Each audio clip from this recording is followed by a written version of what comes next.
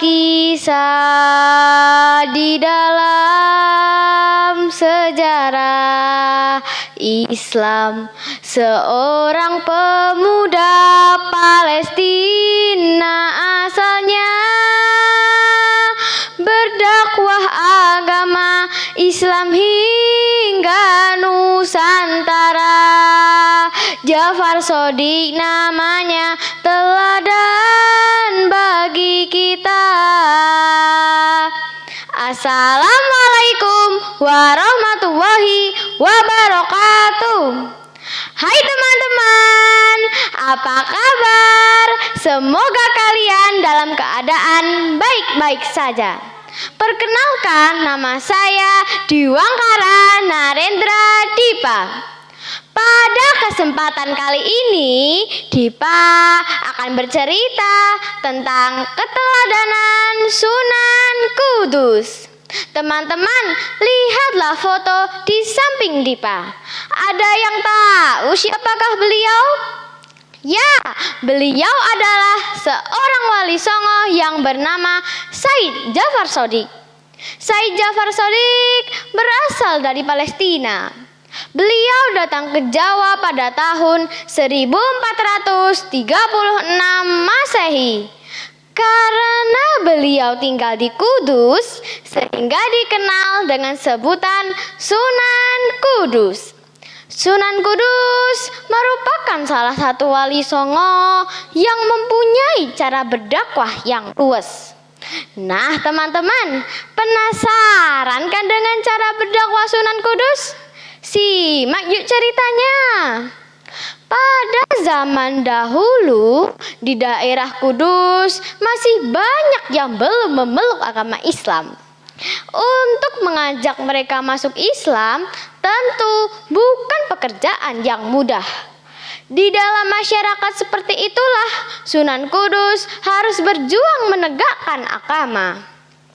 Pada suatu hari, warga di desa tempat tinggal Sunan Kudus dikejutkan dengan suara seekor sapi. Mo,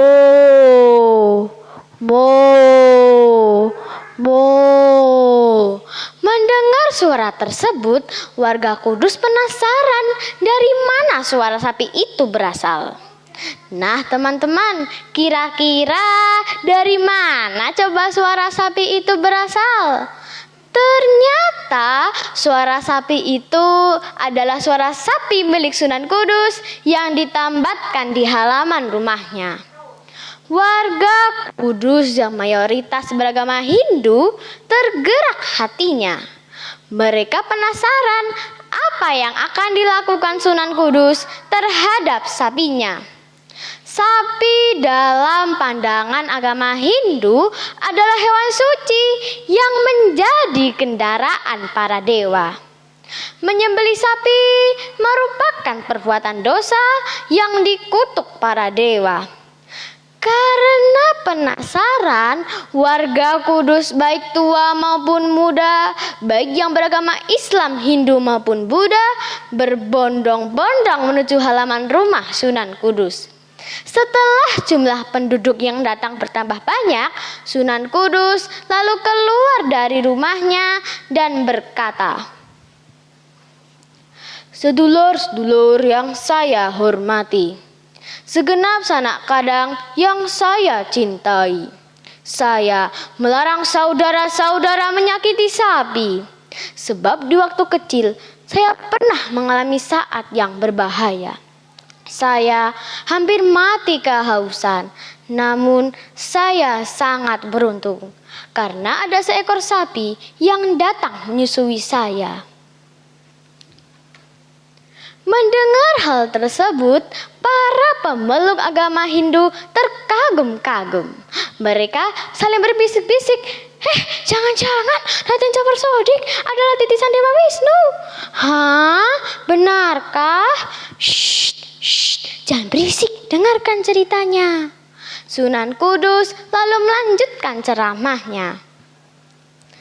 "Tahukah kalian bahwa salah satu di antara surat Al-Quran, yaitu surat yang kedua dinamakan surat Al-Baqarah, atau dalam bahasa kita disebut surat sapi. Masyarakat semakin tertarik, mereka bertanya-tanya, kok ada ya sapi di dalam kitab Al-Quran?